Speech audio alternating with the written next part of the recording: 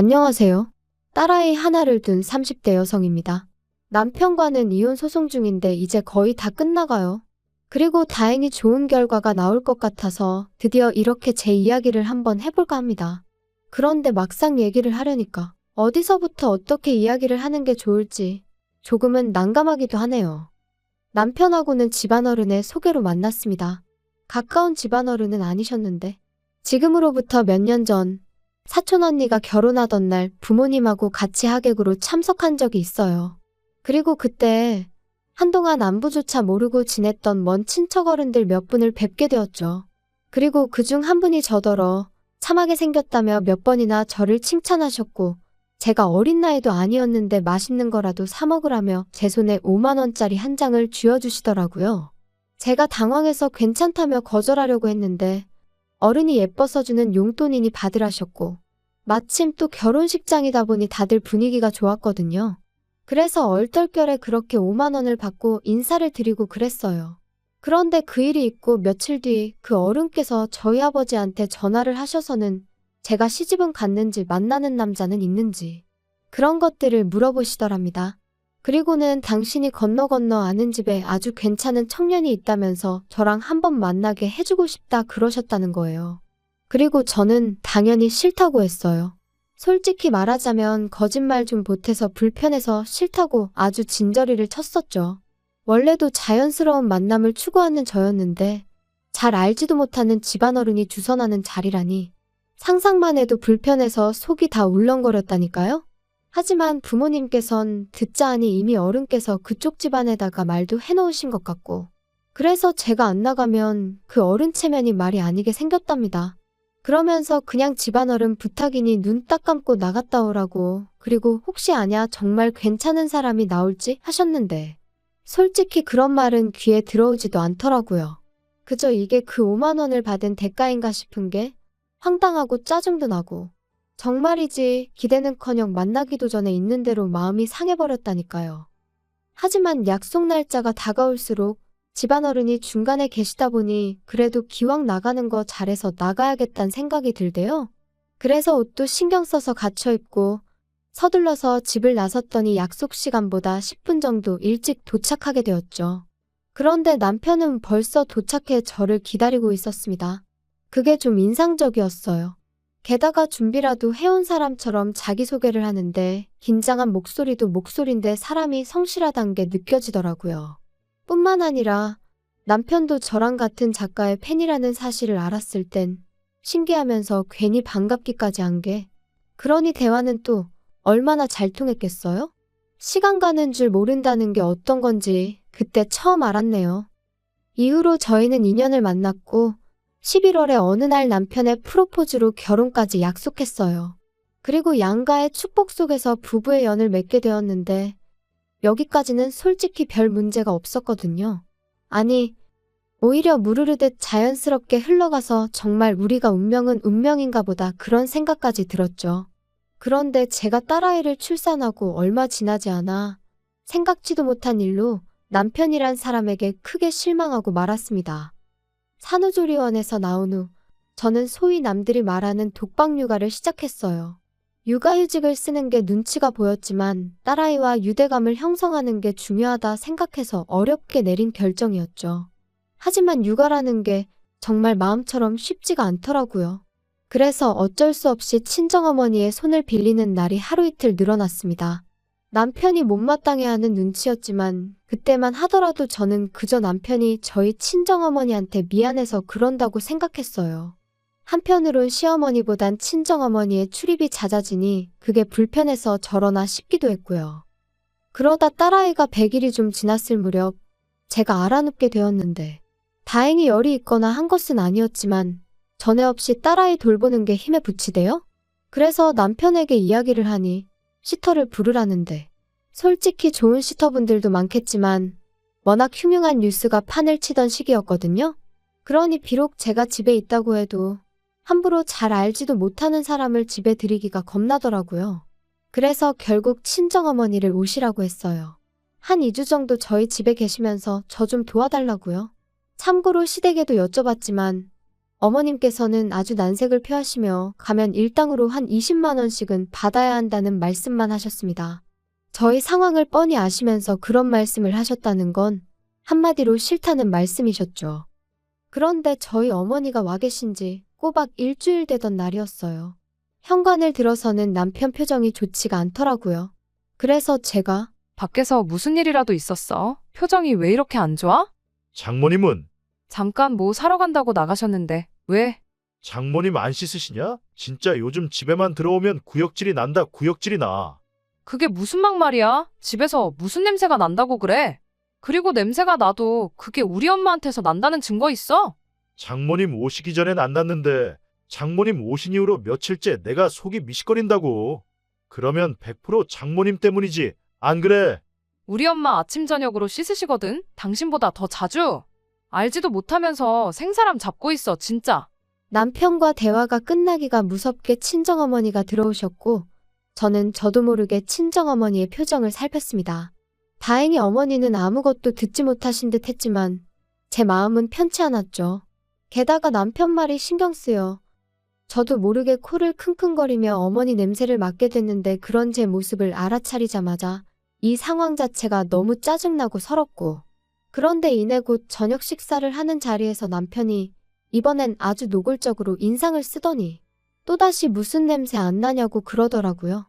그리고는 저희 어머니더러 장모님 씻으셨어요? 그러는데 정말이지 진짜 밥상이고 뭐고 확 뒤집어 엎어버리고 싶더라니까요. 그리고 어머니는 금세 얼굴이 빨개지셔서는 씻었는데 왜 나한테 무슨 냄새라도 나냐면서 당황스러워 하셨는데 어찌나 분하던지 눈물이 다 날 것 같더라고요. 사실 저희 어머니는 제가 결혼하던 해까지 시장에서 아버지와 함께 튀김 가게를 하셨어요. 아버지의 사업이 망하고 이후로 마지막이란 각오로 주변 분들에게 돈을 빌려 시작하셨던 일이었죠. 돈 빌려준 사람들한테 하루라도 빨리 갚아줘야 된다고 그러면서도 저한테는 뭐 하나 부족한 거 없이 해주시려고 한 달에 딱 하루만 쉬시면서 그렇게 20년을 장사하셨습니다. 그리고 덕분에 지금은 떵떵거리며 살 정도는 아니어도 어디 가서 아쉬운 소리는 안 하고 사세요. 3층짜리 작은 건물이지만 새들어 장사하던 그 건물도 저희 부모님이 사셨거든요. 하지만 저희 어머니는 그 튀김 가게가 우리를 살렸다 하시면서도 기름 냄새라면 아주 진저리를 치십니다. 그래서 지금도 남들 다 좋아하는 치킨도 안 드세요. 그리고 남편도 이런 사연을 다 알고 있어요. 처음부터 숨길 생각도 없었지만 구구절절 얘기하려고 한 것도 아니었는데 남편이 어찌나 시부모님 고생하신 이야기를 우려먹고 또 우려먹던지 게다가 솔직히 제가 듣기엔 크게 고생하셨다는 느낌도 없었거든요. 하지만 자식 입장에선 자기 부모가 제일 애틋한 거 아니겠어요? 그래서 그런 남편에게 무안을 주는 대신 저도 저희 부모님 이야기를 했던 것뿐이었어요. 그리고 그때 분명히 이야기했거든요. 그런 이유로 우리 부모님은 두 분 다 냄새난다는 말에는 아주 예민하시다고요. 참고로 단지 튀김 냄새를 질리게 맡아서 그런 건 아니고 한참 장사에 매달리시던 무렵에는 정말 두 분 머리카락 한 올 한 올까지 소위 기름전내라고 하죠. 그 전내에 쩔어 있었어요. 그리고 두 분도 그 사실을 잘 알고 계셨기 때문에 정말 아침 저녁으로 몸이 벌게지도록 샤워를 하시더라고요. 특히나 어머니는 정말 살갗이 다 일어날 만큼. 그때를 생각하면 지금도 제 마음 한구석이 먹먹해져요. 아무튼 그랬는데 그 쩐내라는 게 쉽게 빠지질 않는 거예요. 그래서 결국엔 그 쩐내 때문에 싫은 소리를 듣게 되는 상황이 종종 있었고 그러니 다른 사람도 아닌 남편이 저희 어머니한테 냄새로 무안을 주었다는 사실을 저로서는 도무지 받아들일 수가 없었습니다. 그래서 이튿날 죽이 되든 밥이 되든 내가 애를 보겠다 하고 어머니는 가시라고 했어요. 며칠 같이 지내면서 어머니가 좀 편하게 대해주니까 인간이 장모 어려운 줄을 모르고 저딴 식으로 나오나 싶기도 했고 괜히 좋은 마음으로 오셔서는 상처만 받고 가시면 안 된다 싶었거든요. 남편이 하다못해 조심스럽게 여쭤보기라도 했다면 조금 위로가 되었을까요? 지금도 잘 모르겠어요. 확실한 건 있는 대로 인상을 찡그리며 싫은 티를 낸 그 얼굴이 제 뇌리에 너무나 선명하게 남았기에 며칠이 지나가도 남편이 꼴보기도 싫었다는 거죠. 그리고 말이 나왔으니 말이지만 까놓고 말해서 저라고 시부모님이 하시는 행동이 전부 다 마음에 들었겠어요? 식사 도중에 아버님은 트름을 열대 뻔은 하시는 분이셨고 어머님은 설거지거리를 못하러 만드냐며 한 번도 반찬을 덜어서 드시질 않으셨습니다. 그래도 저는 평생을 저렇게 사신 분들이니 어떻게 다 내 입맛에 맞추겠나. 어쩌다 한 번이니 그냥 내가 이해하면 된다 생각하고 넘긴 적이 한두 번이 아니었어요. 그런데 남편이 먼저 그런 식으로 나오니 저도 더는 참지 말아야겠다고. 그게 뭐라고 아주 단단히 결심을 하게 되더라니까요. 그런데 그 일이 있고 얼마 지나지 않아 저는 청천벽력 같은 사실을 알게 되었습니다. 그렇게 친정어머니를 가시게 한 후로 마음 한켠이 답답하고 묵직한 게 그러다 하루는 그냥 무작정 친정부모님을 만나러 가고 싶더라고요. 그래서 연락도 없이 친정을 찾았는데 집안이 온통 어질러져 있었어요. 제가 알던 친정집 같지 않아서 도둑이라도 든 줄 알았을 정도로 말이죠. 그리고 그 사이에서 웬 서류 뭉치가 제 눈에 들어왔는데 그건 바로 어머니의 병원 서류였습니다. 게다가 그제서야 식탁 위에 잔뜩 늘어난 약봉지도 눈에 들어오고 결국 이게 다 뭐냐는 제 추궁에 아버지께서 친정어머니가 폐암위기라는 사실을 털어놓으셨어요. 그런데 더 충격적이었던 건 어머니도 아버지도 진작부터 알고 계셨으면서 임신 중인 제가 놀랄까봐 비밀로 하고 계셨다는 거였죠. 제가 어떻게 그러실 수가 있냐고, 그러다 어머니가 돌아가시기라도 하셨으면 나는 어떻게 살라고 그런 거냐고.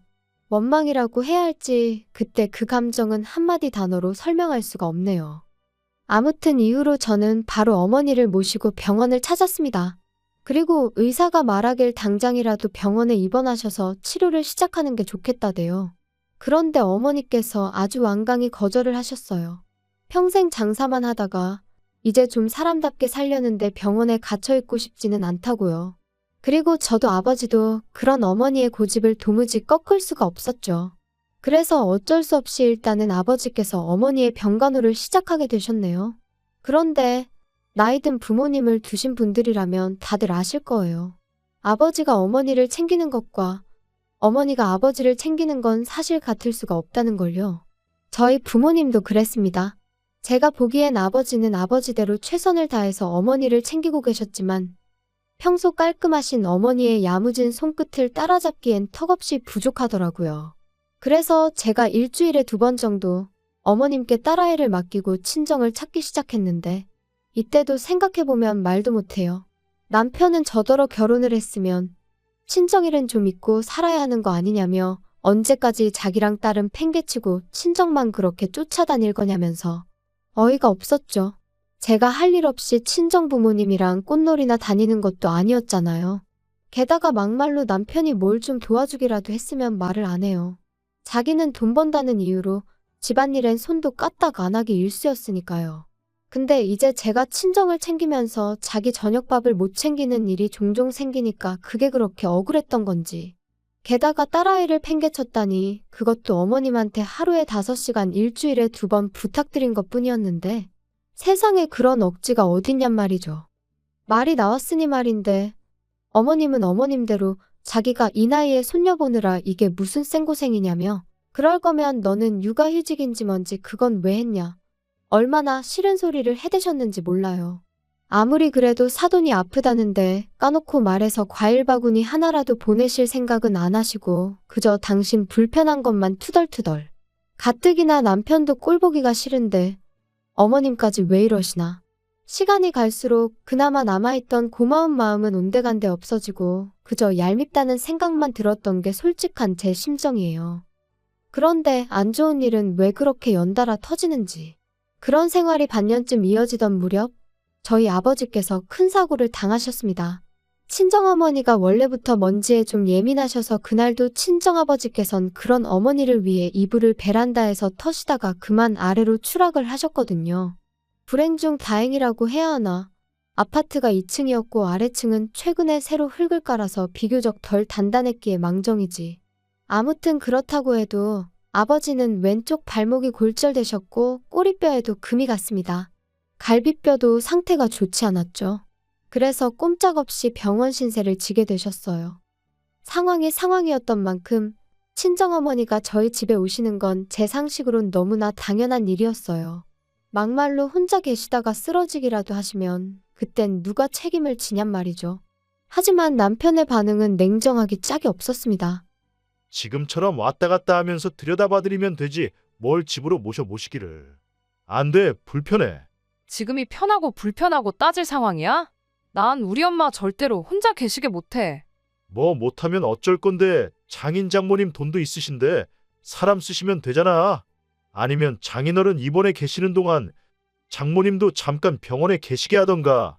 아니, 내가 우리 엄마를 평생 모시고 살자는 것도 아니고 아버지 퇴원하실 때까지만 몇 주만 좀 같이 지내자는 건데 그게 그렇게도 안 될 말이야? 이 집이 너 혼자 산 집이야. 내 돈도 반 들어갔으니까 나도 내 의견을 말하는 것뿐이야. 그리고 솔직히 너 지금 육아휴직 중이라 내가 외벌이하는 거나 마찬가지잖아. 그러면 내 입장도 배려를 해줘야지. 거기다 내가 말은 안 하려고 했는데. 생각해보니까 장모님 아파서 냄새 나시는 거 아니야? 아프시단 핑계로 안 씻고 그러셨던 거 아니냐고. 역시 내 코가 개코라니까. 아무리 생각해도 안 되겠다. 나 장모님 냄새 못 견디겠거든? 생각만 해도 또 울렁거린다. 당신 진짜 말 그따위로밖에 못해. 그럼 뭐 시부모님한테는 꽃향기라도 나는 줄 아나 봐. 그리고 외벌이가 어쩌고 저쩌고. 야, 어디 가서 그런 소리 할 것도 없어. 그 돈 뭐 나 용돈 쓰라고 벌어다 주니? 나 육아휴직 시작하고서 티셔츠 한 장 사 입은 거 없거든? 아이고 대단하십니다. 그럼 네가 매일같이 먹는 밥 반찬 생수는 어디 땅 파서 나왔냐? 남편과 말 같지도 않은 소리를 하며 다투는 제 자신을 보니 말 그대로 현타가 오더라고요. 그리고 이건 아니다. 이렇게 사는 건 아니다라는 생각이 딱 들었죠. 그래서 남편에게 마지막으로 한 번만 더 묻겠다 했습니다. 우리 어머니 모시고 단 몇 달만이라도 살겠냐? 아니면 나랑 지금 이혼하겠냐? 그러니까 남편 하는 말이 이것 봐, 이것 봐. 너 내가 몇 번이나 말했지. 너가 신경 쓸 가정은 나랑 우리 희연이가 있는 여기라고. 근데 지금 뭐 나더러 장모님을 모시던지 아니면 이혼을 하던지 선택을 하라고? 너 제정신이냐? 그래, 당신 말대로 내가 우선순위를 착각하고 있는 건지도 모르지. 하지만 나는 내 부모까지 나 몰라라라는 배우자를 존경하며 평생 한 이불 덮고 살 자신이 없거든. 이러다 막말로 우리 엄마나 아빠 잘못되기라도 하면 난 네가 악마로 보일 것 같은데 그때 가서 이혼하면 너무 늦잖아?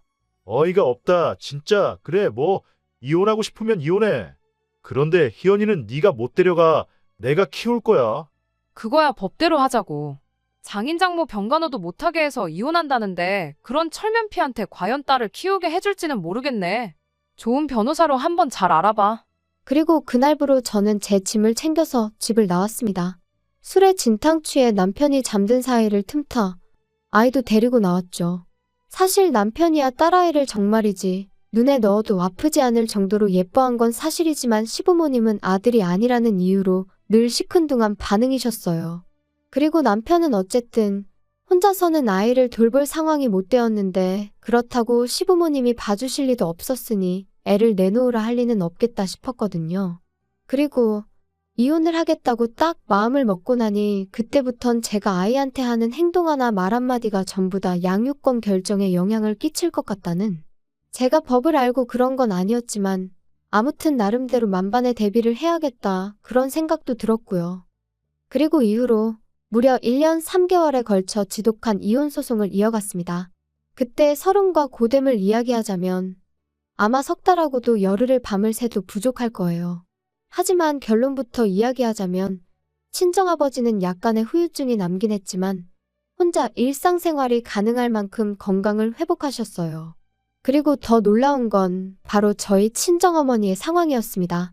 정말이지 지푸라기라도 잡는 심정으로 여기저기 자문을 구해서 어머니 건강에 좋다는 음식만 정성을 다해 드시게 했고 귀찮아하시는 어머니를 모시고 산으로 들러 좋은 공기를 쐬기 위해 열심히 돌아다녔습니다. 여담이지만 딸아이는 사촌 언니의 도움을 정말 많이 받았어요. 언니도 저랑 비슷한 시기에 아이를 낳았기에 언니가 쌍둥이 키운다 생각하겠다며 힘을 보태주었죠. 피는 물보다 진하다더니 영원한 사랑을 약속한 남편보다도 결국은 피부치인 언니가 100배 1000배는 의지가 되더라니까요. 아, 그리고 언니가 저한테 왜 이렇게 잘해준 거냐 혹시 궁금해하실까봐. 일단 언니가 워낙 좋은 사람인 것도 있지만 언니가 시집갈 때 이모네 사정이 안 좋았거든요. 그러니까 저희 아버지가 언니 결혼 비용을 대주셨어요. 우리도 힘들 때 이모네 도움을 많이 받지 않았냐 하시면서요. 그래서 제 짐작이지만 언니가 선뜻 도와주겠다고 손을 내밀어 준 게 아니었을까. 고마울 뿐이죠. 아무튼 말하다 보니까 또 생각나네요. 정작 저 시집 갈 땐 남편이 남자 자존심이 어떻고 해가며 하도 우겨대서 결혼 비용을 기어이 반반 부담을 했어요. 그리고 그땐 그게 나름대로 남자답고 좋아 보이기까지 했거든요. 물론 살아보니까 쓸데없는 똥자존심으로 똘똘 뭉친 인간이었을 뿐이었지만 아무튼 그래도 이렇게 이혼하고 나니까 그때 반반하길 다행이지. 아까워서 혼날 뻔했네. 그런 생각이 다 들대요. 아무튼 그렇게 저랑 남편은 이혼을 했고 당연히 양육권은 저에게 왔어요. 그리고 사실 위자료는 별로 기대도 없었는데 크진 않았지만 800만 원을 받게 되었습니다. 그리고 양육비도 일단 매달 60만 원에 5년마다 한 번씩 다시 정하는 걸로 얘기가 되었죠. 그런데 제가 이런 거 저런 거 다 합쳐서 지금 사는 집을 그냥 그대로 나한테 넘기라 했어요.